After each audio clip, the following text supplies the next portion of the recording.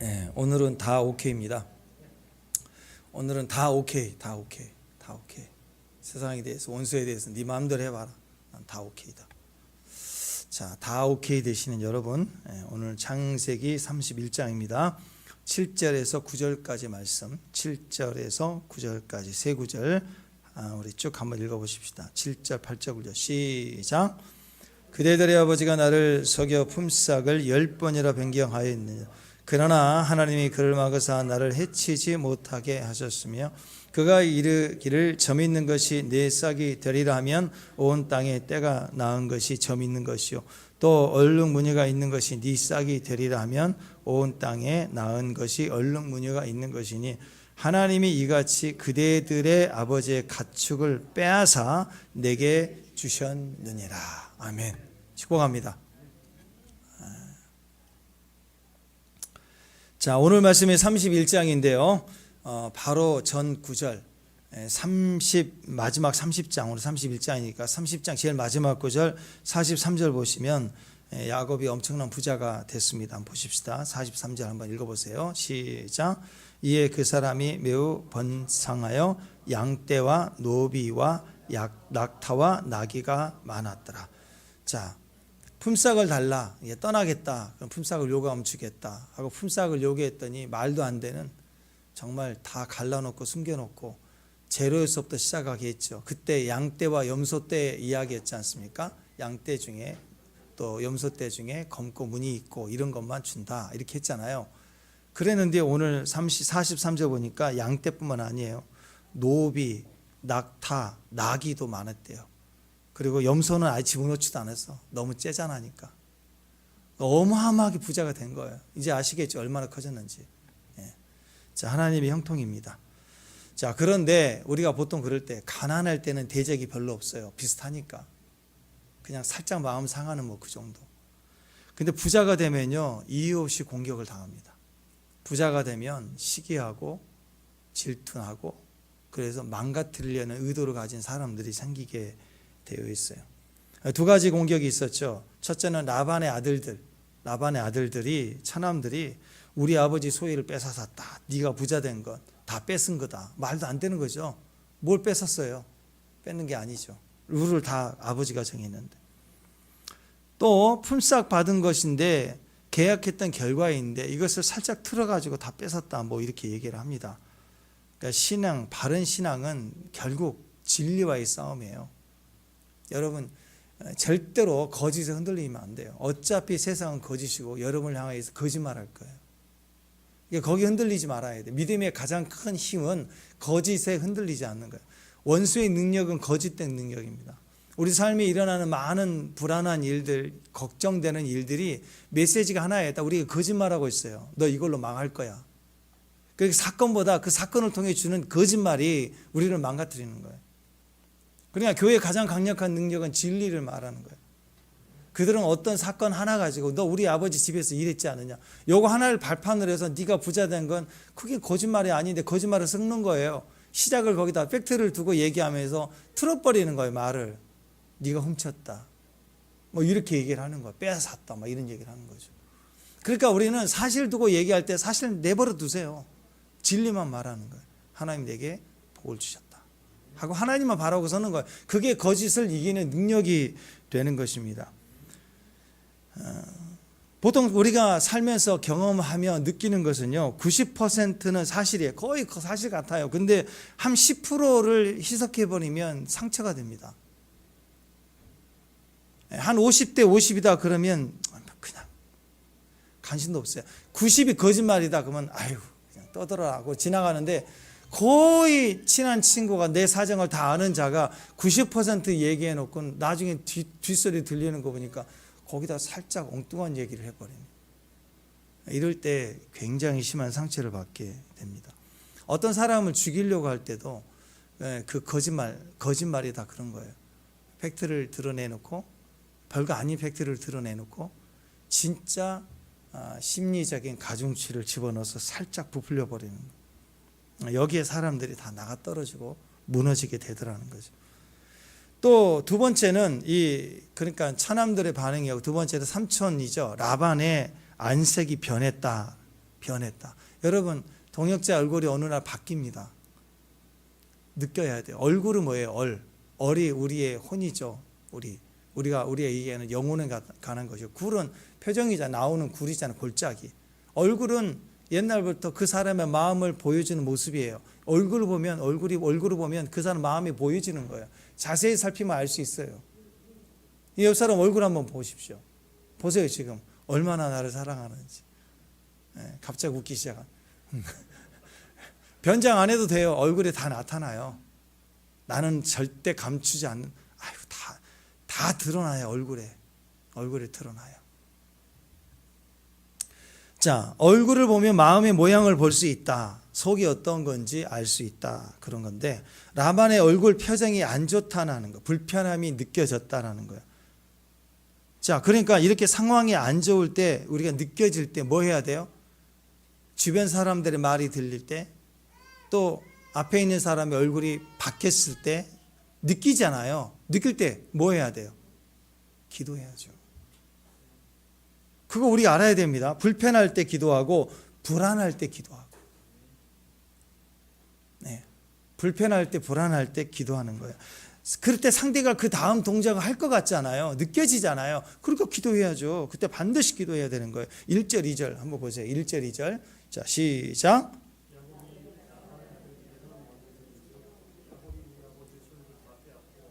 우리 아버지의 소유로 말미암아 이 모든 재물을 모았다 하는지라. 야곱이 라반의 안색을 본즉 자기에게 대하여 전과 같지 아니하더라. 이거 느끼잖아요. 불안하잖아요. 불편하잖아요. 뭐 해야 돼요? 기도해야죠. 기도해야죠. 자, 지금이 고난이다. 그럼 고난이면 피하려고만 생각하면 안 돼요. 고난이다 싶을 때 기도해야 되는 거예요. 고난은 피한다 그러면 언제까지 피하겠어요? 언제까지 메뚜기처럼 뛰겠어요? 인생을 그렇게 살 수가 있는 게 아니죠. 자, 고난도 일종의 미는 힘이 될 수도 있습니다. 고난이 너무 거세면 멈추게 되고, 너무 고난이 세면 밀려서 떨어져 나갈 때도 있어요. 물론 그것도 하나님이 우리를 사용하시는 기회로 삼지요. 그래서 우리 인생에 어떤 전환점이 일어갈 때 미는 힘과 당기는 힘이 있는데, 미는 힘이 고난이라면, 내 앞에 예상치 못한 강한 힘이 확 우리에게 닥쳐올 때는 밀려날 수밖에 없는 거예요. 우리는 약자니까. 축복합니다. 그거 버티면 안 돼요. 깨져버리는 거예요. 거기에 밀려나가서 떨어져 나가는 거예요. 미는 힘에 우리 밀려날 수밖에 없어요. 또 동시에 어떤 사람들은 밖에서부터 오는 외부로부터 고난의 힘이 아닙니다. 어느 날 갑자기 말씀을 읽는데 내 안에 큰 비기닝이 들어와요. 뉴 비기닝. 나비가 확 들어오는 거예요. 갑자기 막 꿈꾸고 될 것 같고, 막 여기에 막 허파에 바람 든 사람처럼 막 부흥 떠갖고 막 나는 뿔나라 막 이러고 있고 막 이러면서 뭔가 될 것 같은 거예요. 막 이건 주님이 땡겨주시는 힘이라고. 우리 인생의 영적 전환점이 일어날 때는 이 두 가지가 같이 일어납니다. 그러니까 미는 힘이 거세요. 환경이 이미 거셀 때 튕겨나가면 나고자 돼버려요. 무너져 버리는 거예요. 그러니까 하나님이 우리를 움직이시는 조건에는 두 가지가 필요해요. 환경적으로 강한 거센 힘이 있고, 동시에 우리 안에서 주님이 땡겨주시는 힘이 있어요. 이 두 가지 같이 있어야 됩니다. 자, 보세요. 사탄이 우리를 향하여 공격이 온다. 그러면 주님 우리를 그냥 내버려 두시겠어요? 아니죠. 우리를 향해서 계획이 있고 도우시는 힘이 있다고. 그러니까 사탄이 거세게 시작을 하면 내면적으로 강력한 주님의 땡기심이 같이 오게 돼 있어요. 그때 움직이는 거예요. 또 반대로 하나님 어떤 사람을 정하여서 그 사람에게 주권적으로 은혜를 주고 축복을 주려고 시작하시면 그걸 누가 방해하겠어요? 가만히 있는 마귀도 또 움직이기 시작하는 거예요. 그러니까 하나님이 내게 어떤 음성을 주시면 그 음성으로 인해서 내가 붕붕 뜰 뿐만 아니라 반드시 반대하는 일들이 일어나요. 그러니까 이 두 가지는 누가 먼저 시작했던 간에 반드시 같이 일어나게 돼 있어요. 그러니까 여러분, 하나님이 내게 막 흥분과 기쁨과 능력을 주면 팔팔 뛰지 말고 환경을 기다려야 돼. 때가 열려야 돼. 언제? 사탄이 공격하고 무너지고 반대하고 안 된다 그러면 그때 시작하는 거예요. 그때 두 가지가 맞았군. 또 반대로 사탄이 막 우리에게 고난을 주고 우리를 무너뜨리려고 비디쳐 올 때 나가 튕겨져 버리면 죽습니다. 그때 뭐 해야 돼요? 기도해야죠. 그래야 하나님 내게 땡겨주시는 힘이 어떤 것인가 느낄 거 아니에요. 그럴 때 그 힘을 따라가는 거예요. 그러니까 현재에는 고난이라는 게 있고 미래에 대한 약속이라는 게 있는데, 고난은 미는 힘이라면 미래에 대한 약속은 우리를 땡겨주시는, 하나님 내면에서 깊이 나를 땡겨주시는 힘이라고, 이 두 가지가 만나져야 되는 거예요. 창세기 31절 3절에 3절. 자, 3절 시작. 야곱에게 이르시되 내 조상의 땅 내 족속에게로 돌아가라. 내가 너와 함께 있으리라. 자, 삼촌 라반의 표정이 바뀌고 차남들의 얼굴이 저걸 죽일 듯이 뺏어버리려고 하는, 자기들끼리 수군거리는 소리가 들을 때 환경의 압박이 부딪혀 오는 거예요. 잘못하면 한 번에 날아갈 수 있어요. 자, 그런 순간인데 땡기는 힘이 시작이 돼요. 바로 3절에 하나님께서 야곱에게 이르시되 네 조상의 땅 내 족속에로 이제 돌아올 때가 됐다. 돌아올 때가 됐다. 출애굽기에서도 430년 지나니까 엄청나게 부흥을 했죠. 그랬더니 바로의 엄청난 핍박이 시작이 되는 거예요. 그 고통 속에 이스라엘 백성들이 막 부르짖기 시작하면 죽었다 못 살겠다 난리가 날 때, 자, 고난이 갑자기 거세질 때 뭐가 있어야 시작이 돼요? 하나님으로부터 땡기는 힘이 와야 돼. 그게 누구예요? 모세를 보내죠. 네. 그때 출애굽이 시작되는 거예요. 그러니까 여러분, 우리는 이렇게 시작해야 됩니다. 여러분, 나를 불안하게 하고 나를 불편하게 하고 뭔가 분위기가 느껴지며 얼굴빛과 말소리가 들릴 때 뭐 해야 돼요? 기도해야 돼요. 땡기는 힘을 들어야죠. 하나님 뭐라고 하시는가? 어느 방향으로 있어야 되는가? 하나님 성을 들어야 됩니다. 그러니까 그때 기도해야 돼요. 하나님의 내 조상의 땅 내 족속으로 돌아가라. 분명히 말씀해서 하나님 그를 땡겨버리는 거예요. 그럴 때 돌아가라. 그 말은 내가 너와 함께한다. 내가 널 도와줄 거야. 이게 하나님 뜻이야 라고 정확하게 말씀하시는 겁니다. 이스라엘 백성들은 바로의 핍박이 강력했을 때, 그때 현재의 힘은 바로의 강력한 도전이었지만 갑자기 모세가 나타나서 온 애굽을 뒤흔들어 버리면서 그 백성을 가게 하라 하고 데리고 나와 끌어당기는 힘을 따라 그 백성이 따라갔다라는 것입니다. 고린도전서 10장 13절 말씀 읽어보십시오. 자, 시작. 사람이 감당할 시험 밖에는 내가 당할 것이 없나. 오직 하나님 믿고서 너희가 감당하지 못할 시험 당함을 허락지 아니하시오. 시험 당할 쯤에 또한 피할 길을 내사 너희로 능히 감당하게 하시느니라. 하나님이 우리에게 감당치 못할 시험을 허락하지 않으세요. 지금 어려운 일, 이 힘든 일, 내가 너무 버겁고 어렵고 이길 수 없을 것 같아도 감당할 만하니까 우리에게 보내시는 거예요. 그 말은 뭐예요? 내 손으로 보면 못 이겨요. 그러니까 기도해야죠. 땡기는 힘만 있으면 이기는 거예요. 또 그 힘이 내게 너무 강력해서 내가 그것을 도저히 감당할 수 없을 것 같다. 그럼 피할 길을 주신다 그랬는데, 여기서 피할 길을 내신다 그 말은 도망가게 하신다는 뜻이 아닙니다. 하나님 누군데 우리를 도망가게 하세요? 피할 길을 주신다는 것은 문제가 너무 크니까 너는 도망가라 그런 게 아니라 비전을 줘서 다른 영역으로 가게 하시는 거예요. 피할 길은 다른 영역에 길을 주시는 거예요. 오늘 야곱은 여기서 견디며 부딪히며 승리하고 이겨야 될 그 과정을 졸업한 거예요. 아내도 얻었고 많은 것을 얻었고 부자가 됐고 소유가 충만했을 때 여기서 더 이겨야 될 대상이 아니라 이제는 다시 돌아가야 될, 피할 길을 주는 거예요. 다시 돌아오라라고 하나님이 우리에게 말씀하시는 거예요. 그래서 우리 눈으로 영안이 열리기를 주님의 이름으로 축원합니다. 현재의 고난만 보지 말고 현재의 고난 앞에 부딪힐 때 내일의 비전, 미래의 비전을 들을 수 있는, 주의 음성을 볼 수 있는, 또 피할 길, 그리고 하나님 인도하시는 새 길을 갈 수 있는 저와 여러분 되시길 바랍니다. 야곱은, 우리가 창세기의 주인공이 야곱이거든요. 야곱은요, 인생이 얼마나 참 고생이 많았던지, 오죽하면 창세기 47장 거의 마지막 부분에서 요셉 이야기 중에 바로를 만나잖아요. 죽기 전에 바로를 만나잖아요. 바로를 만날 때 야곱이 자기를 바로에게 소개할 때 뭐라고 그러는지 아세요? 험악한 세월을 보냈나이다. 인생길 험악했다. 그러니까 야곱이 별짓을 다 했잖아요. 야곱은 하나님으로부터 복을 받도록 정해진 사람이었어요. 아멘. 태어날 때부터 그랬잖아요. 태어날 때부터 쌍둥이 형과의 전쟁에서 졌어요. 형이 먼저 머리 들이대고 나와버리니까 발목 잡고 이 양 너가 이어서 나가려면 나도 끌고 가라 하고 매달려 나왔다고. 시작부터가 험난했어요. 밀린 자예요. 그런데 상황은 밀린 자로 태어났지만 하나님 그를 복을 주셨습니다. 정해졌어요. 그러니까 자기는 복중에서부터도 복받은 자라고 하는 것을 어머니로부터 야곱이 들었겠죠. 그렇죠? 또 베델에서 잠을 자다가도 하늘이 열려서 하나님께 직접 들었어요.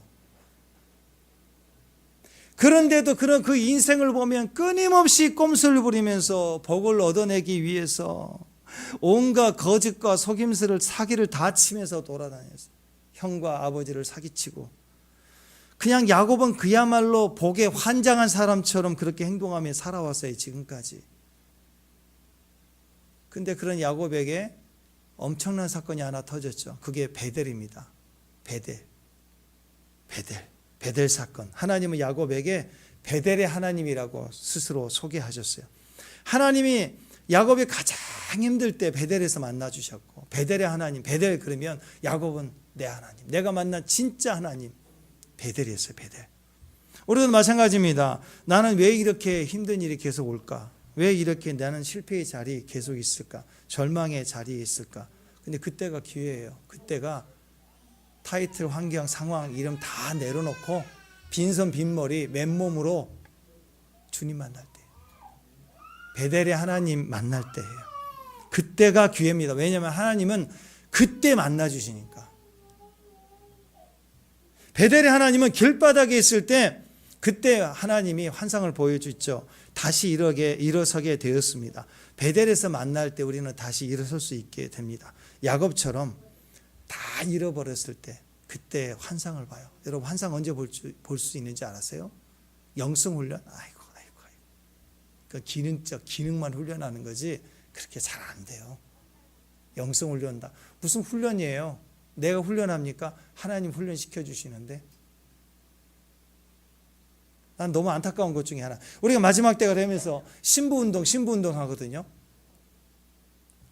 그죠? 우리가 거룩한 그리스도의 신부가 되는 것이 우리의 비전 아닙니까? 아멘. 그죠? 근데 신부운동 하는 사람들이 막 모여라. 야샤, 신부, 그 다음에 동성, 타겟, 우린 거룩함에 채야 돼. 하고 신부들은 막 이렇게 하는 거 봐요. 물론 거기에 거룩의 영역에서 구별된 자가 신부인 건 맞아요. 근데 생각해 보세요. 신부는 누구랑 함께 있어야 돼요? 신랑하고 있어야죠. 신부는 언제 돼요? 신랑과 결혼할 때부터 시작해요. 그러면 결혼한 여자는 집에 있어야 됩니까? 돌아다녀야 됩니까? 집에 있어야죠. 그러니까 신부운동이 정말 하고 싶으면, 정말 신부가 되고 싶으면, 신부는 어디서 만들어지냐면 가정에서 만들어져요. 저는 제가 만나본 사람들 중에 진짜 신부 영성을 가진 친밀한 영성을 가진 사람들 정말 존경할 만한 신부의 향기가 나거든요. 그런 사람들은 가정사역에 몸부림치더라고요. 신부운동은요, 가정에서 살아내는 거예요. 무슨 슬로건 타이틀에서 연합 집회하고 막 외치는 게 신부가 아니라, 그러니까 그 단어 그대로 가야 돼요. 가정에서 사는 게 제일 어려워요. 나가서 외치는 건 쉬워요. 가정이 안 돼. 목사들도 밖에 나가면 쉬운데 내 교회가 안 돼. 내 교회가 오라 그래도 안 와. 힘들어요. 내 자식 기도해주면 더 힘들어요. 튕겨나가는 거예요. 저항하고. 또 안 되느냐? 또 안 되는 것도 아니에요. 그 사람의 아들과 딸은 안 되는데 또 내가 만나면 또 돼. 한 방에. 그렇게 도는 거예요, 인생은. 그러니까 우리 자리는 어디예요? 뺑뺑 도는 사람들이 아니라 부르실 때 가는 거지만 내 자리는 가정에 있는 거예요. 내 자녀를 내가 기도해야 돼. 어떤 유명한 선생에게 자식 맡기려는 게 아니라 내 남편을 위해서, 내 남편을 섬길 때 신부가 되는 거예요. 내 가족을 살아낼 때 신부가 되는 거예요. 그래 가정의 문제가 계속 터지는 이유는 가정의 자녀들이 자꾸 멀어지는 이유들은 땡겨오는 힘이 필요한 건데 그게 내가 신부가 될 때 되는 거라고. 야곱이 진짜 훈련은 이 가정에서 살아날 때 거기서부터 깨졌죠. 뭔가 얻어냈지만 그건 아니었어요. 그래서 언제 시작되느냐? 다 잃어버렸어요. 그래서 길바닥에서 유숙할 때, 노숙자 됐을 때 환상이 열려요. 환상 언제 열린 줄 아세요? 길바닥에 노숙할 때, 바닥 칠 때, 갈 데 없을 때, 무너졌을 때 꿈이 쫙 열리고 환상이 쫙 열려요.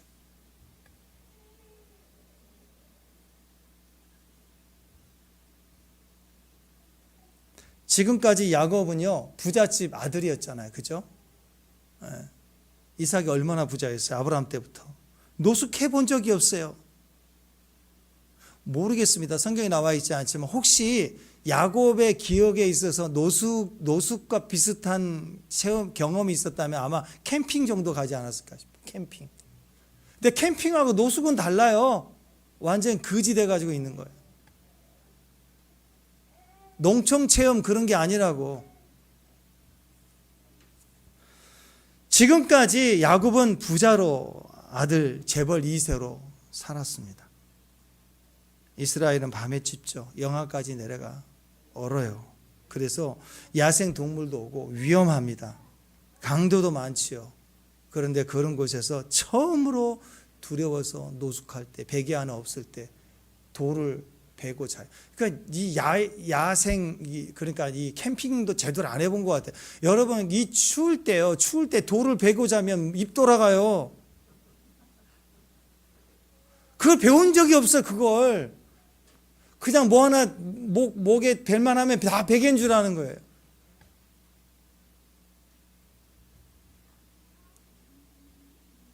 야곱의 바닥 인생 가장 첫 사막의 돌베개라는 단어가 설명해 주는 거죠. 그때 환상이 열려요. 가장 밑바닥에 처할 때, 그때가 돌베개 시즌. 우리가 돌밖에 없을 때는 돌이라도 베고 자야 돼요. 왜? 자야 꿈을 꾸죠. 아직도 할 일이 있으면 꿈 안 자잖아요. 할 일이 있으면 잠을 안 자. 잠을 안 자는데 무슨 꿈을 꿔요? 무슨 환상이 열려요? 그러니까 여러분 하나님 어떻게 만나냐면 꿈을 통해서 만나는데 여러분 다 내려놓고 잠을 자다가 꿈을 꾼 거잖아요. 꿈을 꾸려면 잠을 자야 됩니다. 우리 인생에 왜 이렇게 우리는 꿈이 없을까? 잠을 안 자니까 꿈이 없죠. 잠을 잔다는 말은 모든 것을 다 맡기는 거예요. 추위도 더위도 동물들의 공격도 여기가 노상이라는 생각도 강도가 올 수도 있다는 생각도 다 내려놔요. 다 맡겨버려야 돼요. 나에게 내일이 없습니다. 오늘이 끝입니다. 그 마음으로 엎드릴 때 돌이라도 베고 자는 거라고. 자야 꿈을 꿔요. 기도해야 환상이 열려요. 기도도 안 하는데 무슨 환상이 열려요? 기도 중에 환상이 열려요. 성경 보세요. 기도 중에 환상이 열렸잖아요. 잠을 자야 꿈을 꾸죠.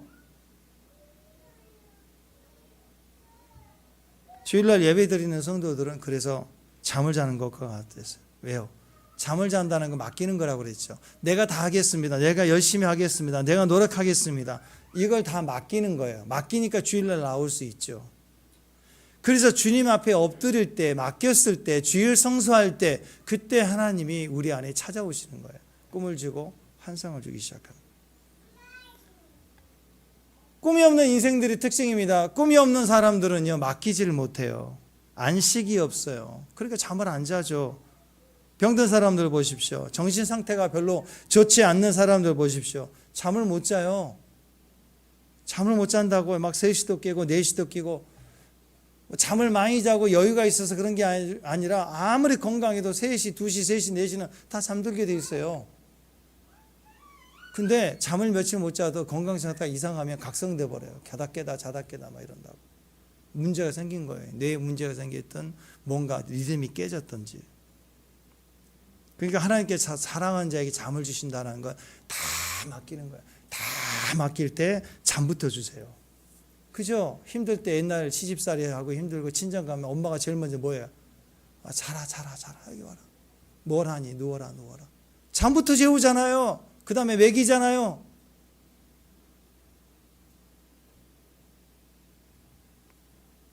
축복된 인생은 내가 취하는 게 아니고 절대적으로 하나님이 주시는 것입니다. 축복은 내가 얻으려고 할수록 멀리 갑니다. 야곱은 그 축복을 받아내고 얻어내고 난리를 쳤어요. 쟁취하려고 속이고. 야곱이 잠을 잔 적이 없어. 근데 인생이 바닥으로 떨어지니까 집 나와서 도망자가 되니까 이러다 죽으면 죽지, 그런 마음으로 다 맡기고 엎드리는 첫날 밤에 환상이 열리고 꿈이 열리고 계시가 열렸다. 예수님께서 수고하고 무거운 짐진 자들아 다 내게로 오라, 내가 너희를 쉬게 하리라. 그 말은 뭐예요? 환상을 주겠다, 꿈을 주겠다라. 돌베개 베고 자라 얘기하는 거예요. 힘듭니까? 쉬세요. 사람에게 어찌하랴? 그냥 와서 쉬세요. 와서 누워버리세요. 그게 제일 좋은 방법이에요. 쉰다는 말은, 안식한다는 말은 다 맡긴다는 겁니다. 주일날 교회 나올 때는요, 모든 걸 다 맡기는 거예요. 하나님 손에다 다 맡기는 거예요. 전쟁은 하나님께 속기 때문에요. 전쟁이 내게 속았다고 말할 수 있는 사람, 불행한 사람, 이제 왜 전쟁이 내게 속해요? 늘 전쟁에 속해 있는 사람 얼마나 불안해요. 전쟁은 누구에게 속했어요? 하나님께 속했어요. 자, 이게 굉장히 큰 능력입니다. 우리가 내 상황을 하나님께 맡긴다는 것은 내가 처한 전쟁 상황을 하나님 손에 맡긴다는 거예요. 맡기면 그때부터 누가 싸우시느냐? 하나님이 전쟁을 치르신다. 하나님이 전쟁하신다라는 뜻입니다. 그러니까 자기 자신을 너무 믿기 때문에, 내 자신이 너무 똑똑하면요, 할 일이 많아서 잠을 못 자요. 잠을 안 자요. 열심히 뛰느라고 잠을 못 자니까 꿈꿀 시간도 없어요. 실제로 그렇습니다. 여러분, 꿈은요 이 알파파에서 나와요. 뇌파가 잠을 자면 또 알파파로 떨어집니다. 그 다음에 세타, 델타까지 떨었다가 다시 세타, 알파로 올라와요. 이 한 주간이 거의 한 90분이거든요 1시간 반. 근데 잠을 막 너무 내일 할 일이 많은 거야. 어떤 사람은 너무 바빠갖고 아기를 낳고 산후조리원 들어갔는데도 노트북 갖고 와서 또 일을 했대. 나 그런 여자분들 대단한 것 같아요. 그런 분도 있었다고 그러더라고. 얼마나 바쁘게 살았는지. 근데 그렇게 바쁘게 살면요, 1시, 2시까지 그러다가 잠을 자잖아요. 그냥 뇌파가 뚝 떨어져 버려요. 균형을 이루지 못하는 거예요. 이게 올라갔다 내려갔다 이렇게 주기를 가야 되는데, 그러면서 알파파에서 꿈을 주기도 하고 잠재의식의 내면의 상태를 이렇게 조율하기도 하고 자율신경 컨트롤하고 뇌가 쉼을 얻고 그래야던데, 이 사람이 짧게 막 3시간 2시간 이렇게 급하게 자잖아요. 리듬이 깨지면요, 이 사람은 깊이 들어가 버려요. 그러니까 꿈꿀 시간이 없는 거예요. 바쁘게 사는 사람, 똑똑한 사람들은 잠이 부족하니까, 잠을 안 자니까, 잠을 자도 짧게 깊이 자니까 이 사람에게는 꿈꿀 시간이 없어요. 꿈은요 철저히 하나님과의 통로예요. 육신적으로 일어나는 쉼, 뇌의 활동을 이렇게 무의식 세계에서 정리해주는, 이건 아주 작은 요소예요. 진짜 꿈이 가지는 능력은 비전과 환상이에요. 하나님이 말씀하시는 채널이라고. 그걸 잃어버리는 거예요. 맡기질 못하니까. 꿈은요, 그래서 내가 꾸는 게 아니에요. 꿈은 꾸어지는 거예요. 꿈은 하나님이 주시는 거예요. 꿈은 언제 꿔지느냐? 맡길 때 꿔져요. 다 맡기고 잠잘 때, 그때 꿈꾸게 된다는 거예요. 창세기 28장에 그 야곱의 사닥다리 한번 보세요. 12절. 자, 28장 12절 읽어보십시다. 시작.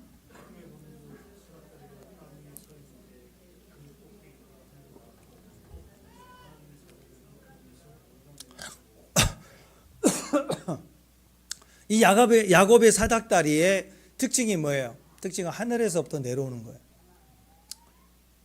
계시와 꿈과 축복과 은혜는 어디서부터 와요? 하늘부터 내려오는 거예요. 바벨탑은 사람에게서 쌓아 올라가는 거예요. 뭘 쌓으려고 하지 마세요. 뭘 만들어 가려고 하지 마세요. 하나님의 비전이라고 얘기하면서 만들어 가려고 하지 말라고요. 때가 되면 하늘이 열리면 주님이 주어주시는, 예수님 우리를 찾아오시는 새로운 시작이 찾아옵니다. 여러분에게 새로운 시작이 들어오는 거예요. 내 안에 훅 오늘 야곱이 그걸 봤어요. 은혜의 사닥다리를 봤어요. 내가 노력하고 애쓰고 심지어 꼼수 부리고 속이고 사기를 쳐서라도 복을 받겠다고 하면서 살았던 거 다 망했잖아요. 그런데 하나님이 그렇게 살았던 결과가 뭐예요? 집 나가고 엄마로부터 떨어지고 헤어지고 쫓겨나가고 더 이상 집에 들어가지 못한 상황으로 형은 죽이겠다고 하고 결국 얻어낸 결과는 도망자가 돼버리는 거예요. 근데 그 노숙 현장에서 이젠 죽어도 좋습니다. 그런 마음으로 잠을 잤더니 하늘이 열리고 사닥다리가 보이면서 위로부터 다운로드가 되기 시작하는 거예요. 새로운 인생의 여정이 확 들어오기 시작하는 거예요. 패러다임이 바뀌었습니다. 16절 시작. 요한복음 15장 16절 시작. 너희가 나를 택한 것이 아니요 내가 너희를 택하였으니 이는 너희로 가서 열매를 맺게 하고 또 너희 열매가 항상 있게 하여 내 이름으로 아버지께 무엇을 구하든지 다 받게 하려 합니다.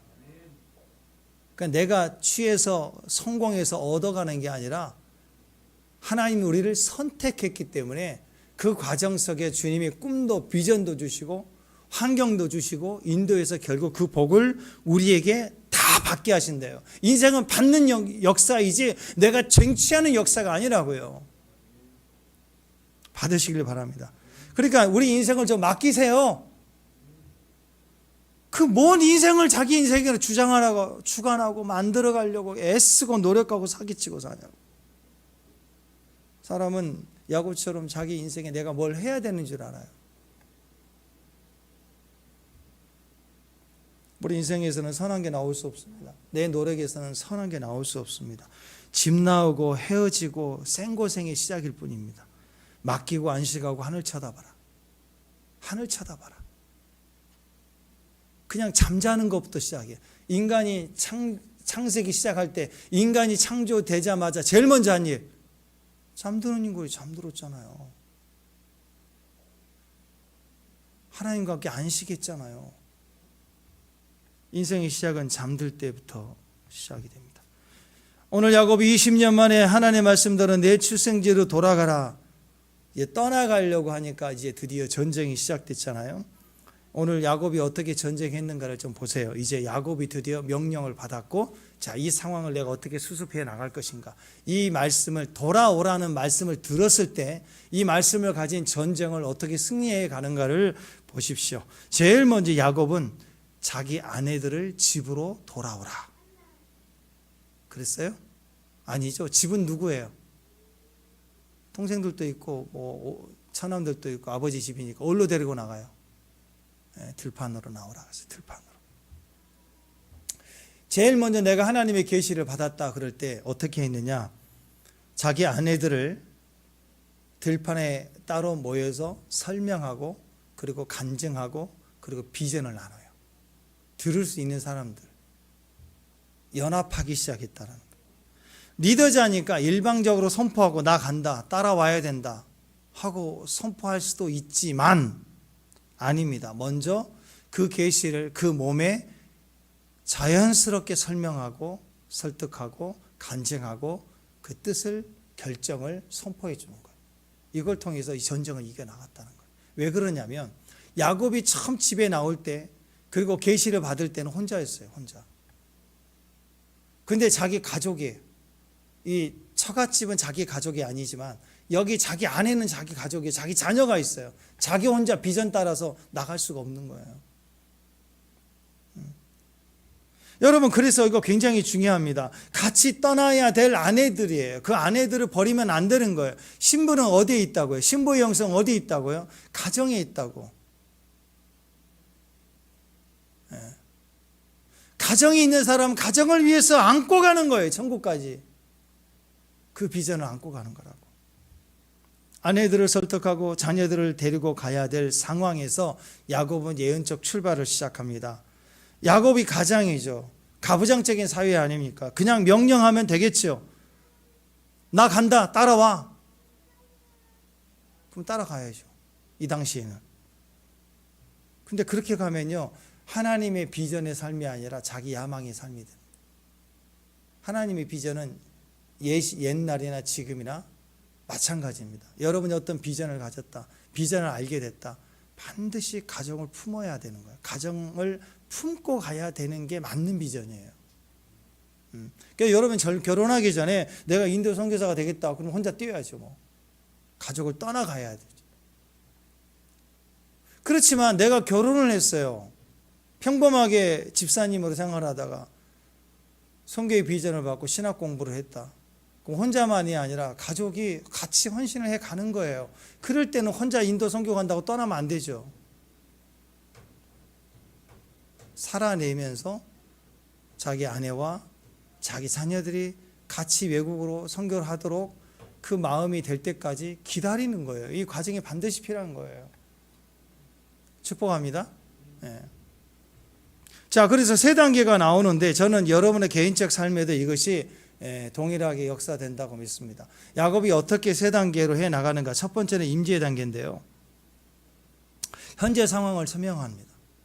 자, 계시가 임했을 때 내 가족들에게, 내 주변 친구들에게, 함께 가야 될 사람들에게 현재 내 상황을 일단 설명하는 게 필요합니다. 큐티한다고 생각하면 본문을 그냥 그대로 읽는 거예요. 본문 그대로 읽어야 돼요.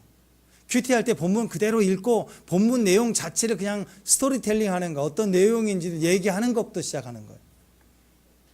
그래서 본문을 읽을 때부터 시작해서 질문과 그리고 하나의 음성으로 가는 것처럼 우리가 제일 먼저 해야 될 일은 뭐냐? 어떤 사람이 뭔가를 제안할 때 제일 먼저 해야 될 것은 임재예요. 임재. 자기 아내들에게 현재 상황을 있는 그대로 설명을 합니다. 자, 5절에 오늘 말씀 31장 5절 말씀 읽습니다. 시작. 그들에게 이르되 내가 그대들의 아버지 안성을 본즉 내게 대하여 전과 같이 아니하도다. 그러할지라도 내 아버지 하나님은 나와 함께. 자, 현재 상황을 말하되 처남 이야기, 아버지 이야기를 하지만 하나님의 시각을 가지고 얘기하는 거예요. 성경 본문을 읽을 때 하나님의 시각을 가지고 본문을 그냥 읽기 시작하는 거예요. 그 내용만 얘기하는 거예요. 아버지 안색이 변했다. 천한들도 그렇다. 라고 설명합니다. 그러나 그 시각은 하나님의 임재라는 시각을 가지고 말하고 있어요. 하나님이 나와 함께 하신다. 하나님이 그들의 안색이 변하든 무슨 말을 하든 상관없어. 하나님이 나와 함께 하신다. 나는 이래도 되고 저래도 된다. 이게 야곱의 시각이에요. 자, 이게 믿음의 시각인데요. 하나님의 시각으로 현재를 읽어내기 시작하면요, 내가 빠져요. 자, 장인의 라반의 이런 불편한 상황, 처남들의 불편한 이런 두려움들이 있을 때 이걸 내 상황에서 얘기하면 얼마나 두렵겠어요. 근데 그걸 하나님의 시각으로 보니까 내가 빠지는 거예요. 내가 사라지는 거예요. 상황을 얘기하되 내가 없어지는 거예요. 누구를 얘기하고 있어요? 이 상황을 하나님의 시각으로 하나님의 이름을 가지고 말을 하고 있습니다. 그러나 원래는 진짜 야곱과 라반 집안의 싸움이에요. 나와 라반의 싸움인데 내가 사라져 버리니까 누구와 누구의 싸움이 돼버려. 이 얘기를 보니까 라반과 하나님의 싸움이 돼버려요. 자, 내가 빠지면 그 자리에는 반드시 하나님이 들어갑니다. 그래서 라반과 하나님의 싸움으로 그 아내들에게 얘기를 하기 시작합니다. 너네 아버지 라반과 하나님의 싸움이다. 이게 현재 상황을 얘기하는 시각이었어요. 이거 굉장히 중요합니다. 이기나 지나 나는 상관없어. 그리고 하나님이 일하신 것을 볼 거야.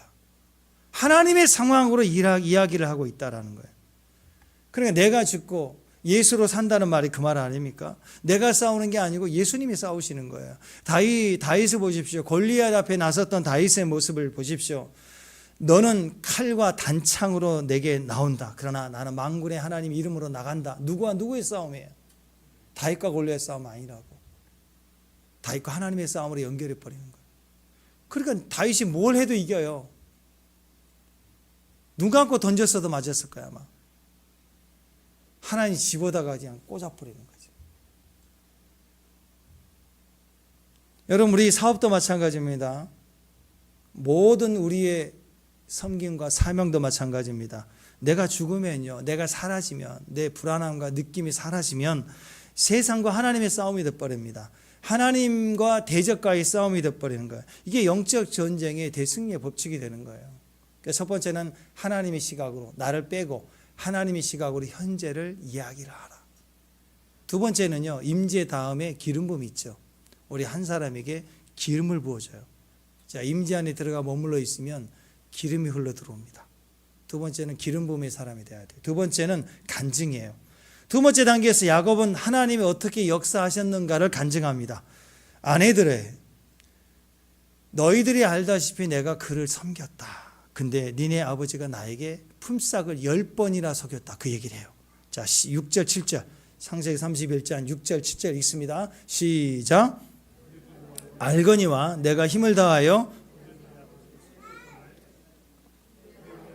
나를 속여 품삯을 10번이나 변경하여 그러나 하나님이 그를 막으사 나를 해치지 못하게 하셨다.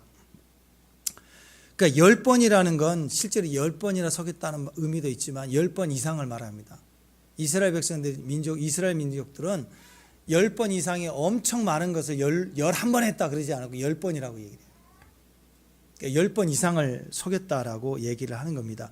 그러니까 매번 속였다, 바꿨다, 룰을 바꿔버린 거예요. 그러나 하나님이 역전의 하나님, 뒤집어 버리시는 축복이 되게 했다. 10번이나 나를 속였지만, 그러나 이 엄청난 어려움을 내가 매번 당했지만, 그러나 하나님은 그가 속여도 속지 못하도록 막으시고 보호하시고 지키시고 해치지 못하게 하셨다.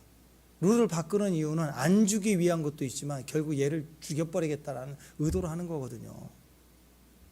그러니까 이 싸움은 내 싸움이 아니라 하나님과의 싸움이 됐기 때문에 라반이 속여도 하나님은 막으시고 보호하셨다. 그 얘기입니다. 우리 인생이 바로 이 지혜를 얻어야 됩니다. 내가 빨리 죽고 없어지고 내 얘기가 내 기도에서 빠지면 내 기도의 역사는 약속만 가득하고 하나님이 그 약속을 따라 일하심만 보게 되는 거예요. 대적이 무슨 짓을 하든 어떤 말을 하든 하나님이 나의 주가 되시면 하나님이 그 과정에서 우리에게 피할 길을 주신다라는 거예요. 속였지만 역전의 하나님, 속였지만 뒤집어 버리시는 하나님. 그 내용을 보니까 이 내용이었죠. 우리가 아시는 거예요. 아는 내용이에요. 8절 9절 10절 자, 세 구절 읽어봅니다. 시작.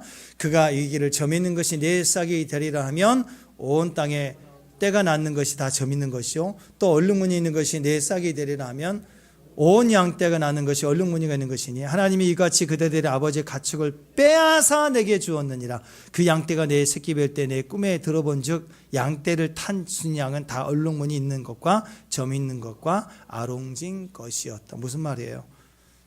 사실 100마리라면 한 마리 2마리 정도 검죠. 양들 보세요. 양 보면 딱 이미지가 다 하얗죠. 혹시 검은 양 보셨어요? 검은 양? 검은 양 내로 뭐 검은 양 보셨어요? 없어요. 염소는 검은 염소 있어요. 그러니까 처음에 합의할 때 양에 대해서 얘기할 때는 검은 양이라고 얘기를 했지만 염소 얘기할 때는 검은 염소는 있으니까 흑염소가 있으니까 검은 염소를 뺐거든요. 그거라도 달라고 그랬더니 오케이 해놓고는 싹 다 빼갖고 한 사흘길 거리 넘어간 데다가 자기 아들들에게 맡기죠. 한 마리도 안 주고 시작했다고. 근데 신기합니다. 계속 점이 있고 검은 게 태어나기 시작하니까 화딱지 나겠죠. 그러니까 룰을 바꿔버렸어요. 야, 다시 제로. 점 있는 것만. 이제는 검은 거 아니야. 점 있는 것만. 그 다음부터 점 있는 것만 막 태어나는 거예요. 이제 안 되겠다. 바꿔. 이제 얼룩진 것만, 아롱진 것만. 그랬더니 아롱이 태어나는 거예요. 아롱 1, 2, 3. 뭐요? 1, 2, 3, 4 아롱. 네 쌍둥이를 낳으면 다 아롱. 이렇게 태어났다는 거예요. 어떻게 얘기하냐면 아버지 가축을 빼앗아다가 내게 주었다. 마치 강탈해서 주는 것처럼 하나님 그렇게 주셨대요.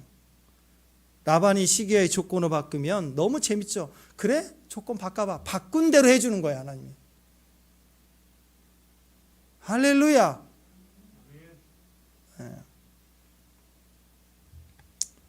하나님께서 그 모든 상황 속에서 우리를 구원해 주셨다. 그 말은 그래 세상아 네 마음대로 하세요. 난 다 오케이. 왜? 네 마음대로 해봐야 하나님 바꿔서 주시니까. 룰을 바꿔서 주시는 거예요. 세상에 어떤 조건을 바꾸든지 그 상황이 되든지 안 되든지 하나님이 도와주시면 된다. 다 오케이다. 그래서 여러분 예수 믿는 사람들 잘 기억하십시오. 우리 믿는 사람들에게는요, 호경기, 불경기 그런 게 의미가 없어요. 하나님이 도와주시면 불경기는 불경기이기 때문에 잘 되는 거고, 호경기이면 호경기 때문에 나에게 잘 되는 거라고. 룰을 바꿔도 제한해도 없애버려도 창조적인 주의 역사가 우리를 위해서 일하는 거예요. 제발 경기 탄다고 그런 얘기하지 마세요. 왜 야곱에게 하나님 그렇게 하실까? 야곱이 하나님의 싸움으로 만들어버렸기 때문에 그래. 야곱이 하나님의 싸움으로 만들어버렸다. 야곱이 집 나오기 전에는 하나님이 이미 우리에게 축복을 준다고, 야곱에게 축복의 사람이라고 그렇게 예정을 해 주었는데도 불구하고 지가 하려고 지 싸움으로 뛰다 보니까 사기치고 도망가고. 근데 가만히 있는데 도전이 와요. 공격이 왔어요. 내가 무너질 수밖에 없는 대적이 오는 내 싸움인데 내가 빠지고 하나님으로 고백하니까 하나님이 싸우시는 거예요. 뭘 해도 이기는 사람. 아멘. 능력이 강해서가 아닙니다. 막혔기 때문에. 할렐루야. 네. 그 세상에 대해서 담대히 말해야 돼요. 네 마음대로 하세요. 고난이 올 때 외치세요. 북풍아, 시내의 바람아, 고통아, 두려움아, 네 마음대로 하세요. 난 다 오케이. 그리고 하나님 앞에 가는 거예요. 하나님 앞에. 그러면 하나님께 기름을 부어줘서 일을 하기 시작하는 거예요. 축복합니다. 오늘 그 기름 부음 있기를 축원합니다. 세 번째요, 영광이에요. 자, 우리 하나 임재를 알고 임재 안에 들어가 머물러 있으면 기름을 부어요. 각자의 기름 부음. 나를 짜고 고통스럽게 했던 자리에서 나의 기름이 떨어지게 하시고 나를 쓰시는 거예요. 그런데 그렇게 되면 그 기름 부음에 떨어지는 그 기름 한 방울 한 방울 한 방울이 모인 우리가 어떤 일을 벌어지냐면 하나님 영광을 보게 되는 거예요. 나와 너가 연합을 통해서. 기름 부음의 사람들은 연합을 합니다. 왜냐하면 같은 기름 부음이에요. 맨날 모습 보십시오. 가운데 줄기에 부어진 기름이 그 가지에 동일하게 흘러가는 거예요. 연단의 과정 속에 기름 부음을 받은 사람들은 알아봐요. 서로를 알아본다고. 만나자마자 강력한 연합이 됩니다. 같은 기름 부음이 있다. 그때 두세 사람이 모일 때 그 법궤 뚜껑이 법궤 위에 있는 두 천사를 보셨죠? 연합을 위합니다. 교회를 상징합니다. 마주보고 있는 곳에 임재가 시작, 강력한 영광이 나타나기 시작하는 거예요. 그래서 거기에 영광이 나타납니다. 야곱이 하나님이 하신 일, 그 일을 간증하고 나서 마지막으로 비전을 선포합니다. 내가 하나님의 내 꿈에 나타나서 말씀하셨다. 눈을 들어보라. 돌아오라. 라고 하신 말씀을 간증해요. 비전을 제시해요. 내가 받은 계시를 선포해 줄 때 듣는 자들에게는 비전이 되기 시작하는 거예요. 자, 창세기 31장 11절 12절 두 구절 읽습니다. 시작. 꿈에 하나님의 사자가 내게 말씀하시기를 야곱아 이르시되 내 눈을 들어보라. 양떼를 탄 순양은 다 얼룩무늬 있는 것, 점 있는 것과 아롱진 것이니라. 라반이 내게 행한 모든 것을 내가 보았노라. 우리가 낙심했을 때 낙심한 사람들의 특징이 뭐예요? 고개 팍 숙이고 있잖아요. 늘 고개만 숙이고 있어. 그건 겸손이 아닙니다. 팍 숙이고 있는 거 참 보기 싫은 모습이에요. 고개 숙이는 거 별로 안 좋은 것 같아요. 엎드리는 게 좋은 것 같아요. 바라크, 무릎을 꿇은 거 엎드리시길 바랍니다. 고개 제발 숙이지 마세요. 좀 보기 싫어요. 전철 한번 타서 고개를 들어보세요. 전부 고개 숙이고 있어요. 어디 가나 이러고 있어요. 어디 가나 이러고 있어요. 교회나 와야 이렇게 교회 오니까 고개 숙이니까 별로 안 좋아요. 고개 숙이지 마세요. 실패했다고 고개 숙이지 마세요. 엎드리면 되잖아요. 우리 무릎으로 가는 거지 왜 고개만 꺾어. 빨쭉 서가지고 고개만 딱 꺾고. 뭐예요? 묵념도 아니고 죽은 자 앞에서 하는 묵념이지 뭐. 눈을 들어 하나님을 보라. 거기에 능력이 있습니다. 하나님 20년 전에 만났던 베델의 하나님이다 그러면서 돌아가라. 자 13절 13절 시작. 나는 베델의 하나님이라. 내가 거기서 기둥에 기름을 붓고 거기서 내게 소원하였으니 지금 일어나 이곳을 떠나서 내 출성지로 돌아가라 하셨느니라. 비전을 분명하게 제시합니다. 그 비전은 남편의 비전이 아니에요. 하나님이 내게 주신 명령을 선포해 주는 거예요. 야곱이 자기 야망을 얘기하는 게 아니라고. 이 비전은 하나님 내게 주신 비전이라고 얘기하면서 우리는 가야 된다 하고 비전을 제시하는 거예요. 20년 동안 돌아보니까 20년 전에 너희 집에 올 때, 나 홀로 올 때 나는 노숙자였지만 그때 주신 하나님의 그 비전 때문에 지금까지 나를 지켜주고 나를 보호해 주시고 내게 기름을 부어서 이렇게 부자가 되게 하셨던 그 하나님이 오늘 가라고 하니 나는 간다. 우리는 가야 된다. 이게 비전이에요. 이게 설득이에요. 야곱의 영적 전쟁의 승리 비결은 구도 싸움이에요. 구도 싸움. 내가 싸움인데 하나님으로 싸우게 합니다. 내가 가야 될 선택도 하나님의 예정과 명령을 따라서 선포해 주는 거예요. 내가 없는 거예요. 우리는 맨날 하나님의 일을 한다고 하면서 하나님의 가정이 되게 해달라고 하면서 내가 싸우는 거예요. 맨날 나는 외롭고 슬프고 고통스럽고 처절하고 나는 맨날 눈물 흘려야 되고 가만히 보니까 내가 싸우고 있는 거예요. 내가 씨름하고 있는 거라고. 아닙니다. 하나님과 라반의 싸움 구도로 만드는 거예요. 내가 죽어버리는 거, 내 싸움이 아니라 하나님 싸움이 되도록 할 때 우리가 승리할 수 있다. 그러니까 내가 가니까 내 가족은 따라와야 된다는 게 아니고 우리 가정의 비전을 하나님께 드는 그 메시지를 통해서 나도 가니 우리가 가야 된다라고 가족에 대한 비전을 정확하게 제시하고 있는 거예요. 우리 삶도 마찬가지입니다. 내가 내 문제를 가지고 내가 싸운다면 기도한다고 해도 그 내용을 자세히 들어보면 그 기도하는 내면에 내 감정이 가득 차 있어요. 내 인간적인 소원만 가득 차 있다고. 근데 삼위일체 하나님의 영광을 돌리고 하나님을 높이기 시작하면 그때부터는 내 가정 문제이지만 그 가정 문제의 기도가 내 기도가 아니라 하나님의 영광이 되는 기도가 되는 거예요. 하나님을 높이고 하나님을 영광할 이유가 거기 있습니다. 우리 싸움이 아니라 하나님의 싸움이 되는 구도가 되기 때문에 우리 현재 상황일지라도 거기서 내가 하나님의 영광을 높이기 시작하면 그 싸움은 그 어려움은 하나님의 싸움이 되기 때문에 하나님 앞에서 우리는 담대함을 가지게 돼요. 하나님 일하심을 보게 될 때 이제 마음대로 해라.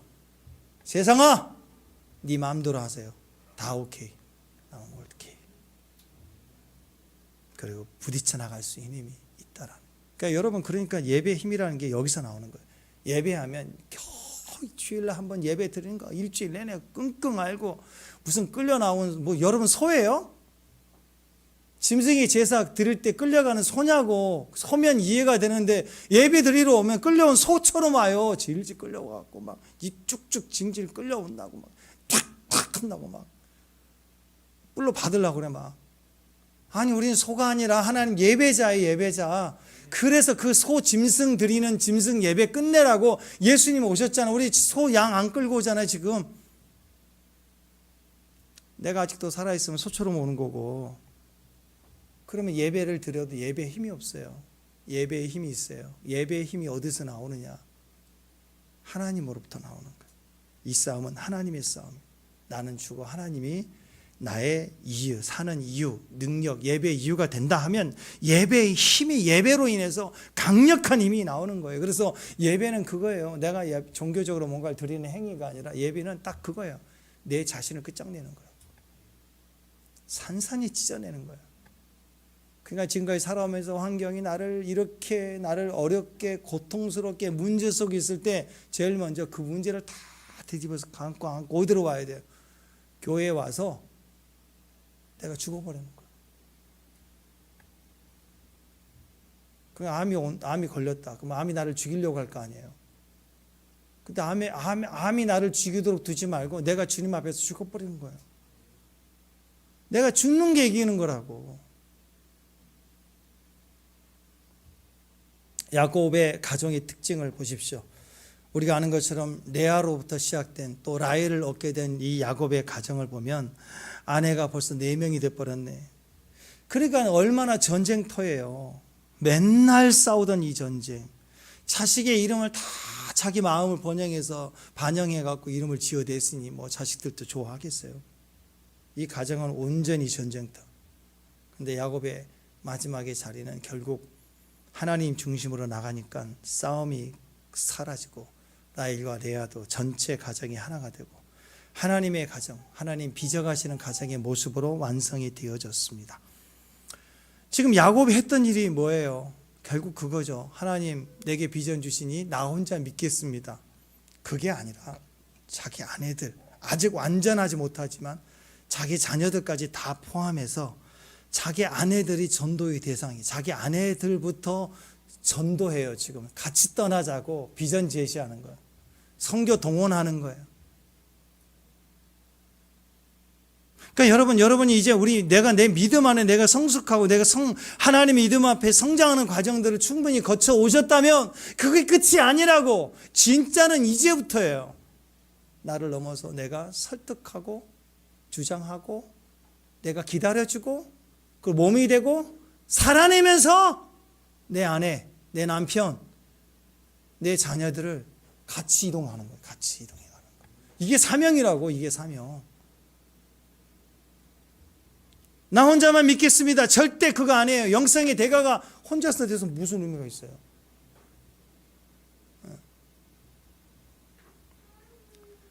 혼자만 믿습니다가 절대 아닙니다. 나 혼자만 믿겠습니다. 제일 쉽습니다. 나 혼자 새벽 예배 시작하는 거 쉬워요.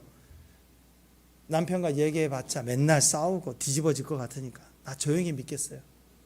애들한테 얘기해봐야 또 튕겨나갈 것 같으니까 괜히 불편하니까 문자도 씹어버리니까 한번 교회 가자 얘기하면 한 2주 동안 이 문자를 씹어버리니까 얘기도 안 하고 그냥 나는 하나님 앞에 내 믿음 열방을 위해서 기도합니다. 뭐 이게 쉽잖아요. 이보다 쉬운 게 어디가 있어요. 교회 한번 나오는 게 힘들지만 여러분의 믿음 안에 하나님 믿기셔가지고 내가 좀 성숙해지면 제일 쉬운 게 뭔 줄 아세요? 나 혼자 믿는 거. 같이 믿으려면 너무 힘들어요. 그래서 내가 맥없이 무너지고 내 약점을 보게 되고 내가 다시 엎드려지면서 나는 더 성숙해져 가는데 사실은 어려워요. 같이 간다는 건. 그래서 끊임없이 믿어야 되는 거예요. 믿음의 영역이 더 커지고 강력해지려면 가족을 향한 마음을 품어야 되는 거예요. 어떻게 했느냐? 야곱은 내 얘기를 했어요. 야곱은 내 얘기. 과거에 내가 이랬는데 이랬다. 현재 상황이 이랬는데 하나님 지켜줬다. 그리고 상황에서 너희들이 본 것처럼 온갖 룰을 바꿔버렸다. 근데 하나님이 뺏어다 주었다. 자기 얘기하는 거 자기 얘기. 나의 체험. 내가 진짜 그 앞에 있는 상대의 영혼을 존중하는 방법은 나를 얘기할 수 있어요. 내가 어떤 주님의 음성과 그분의 감동을 가졌는가를 이야기할 수 있을 때 바뀌어요. 집에서도 마찬가지입니다.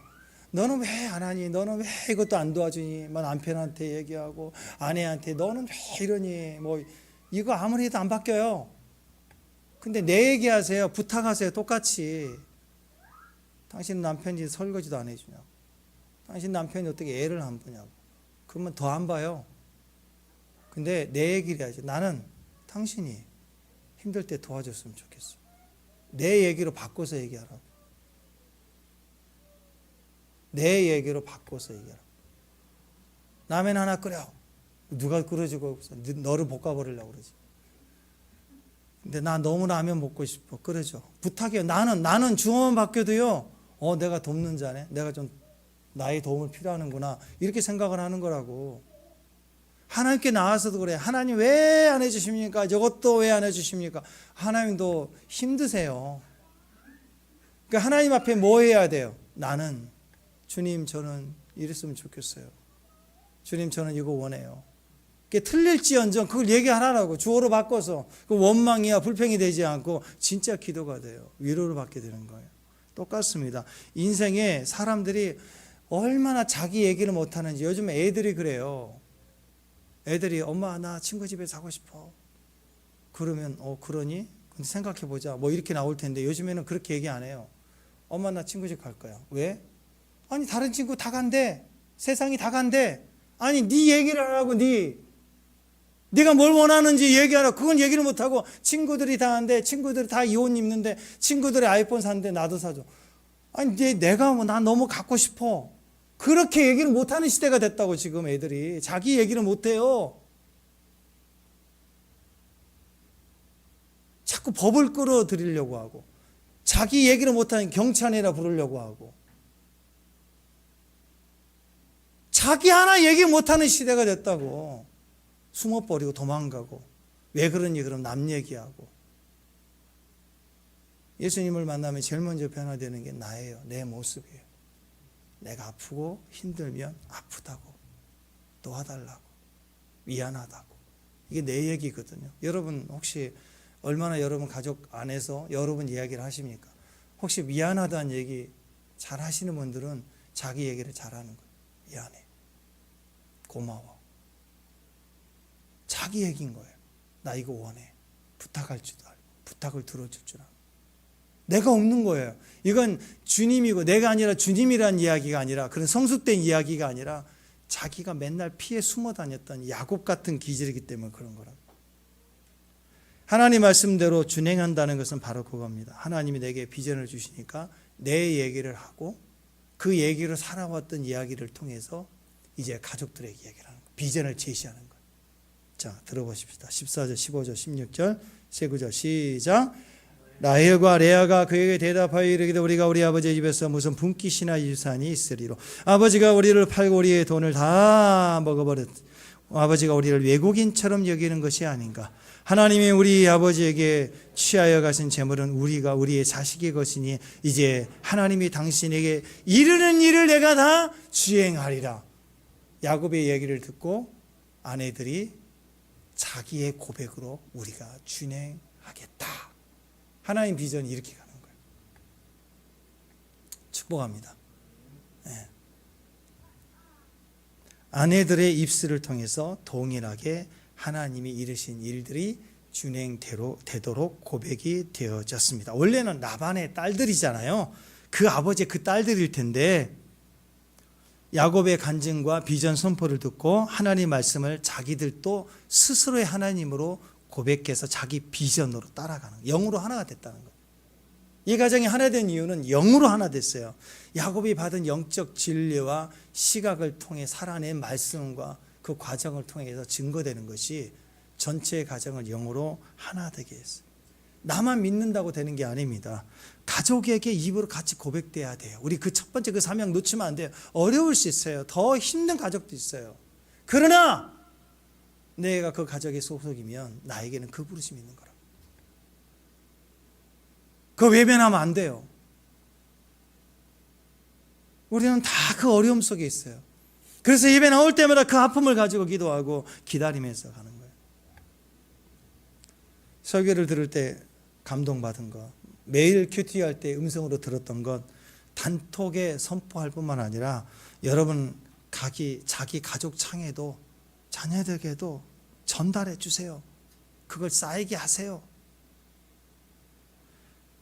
그때 안 보고 뭐 제끼기도 하고 그럴 수도 있어요. 그러나 또 보내고 그리고 또 보내면요, 그게 영으로 쌓인다고. 영으로 쌓인다고. 때가 되면 어느 날 우리와 똑같이 우리가 고백했던 그 말을 그대로 하게 될 거예요. 잠자는 자들의 입술을 움직이게 한대요. 지금 그들이 자고 있을 뿐이니까. 부지런히 기도하고 매일 기도하고 그리고 영으로 흘러가고, 지방 들어가면 싫어하니까 자고 있을 때 들어가서 안수해주고, 그렇게 하는 거. 그렇게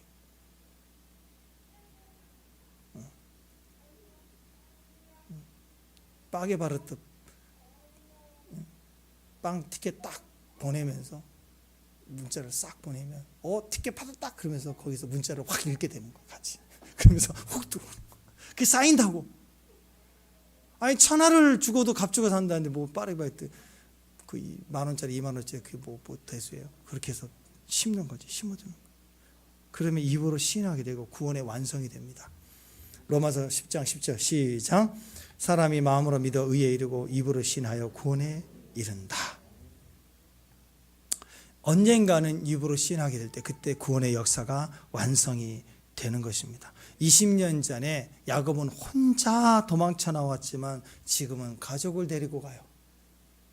그 차이가 어디 있습니까? 하나님의 분명한 음성을 들었고 환상을 받고 그 역사를 보았기 때문에 가족을 끌고 가는 거예요. 저는 그랬으면 좋겠어요.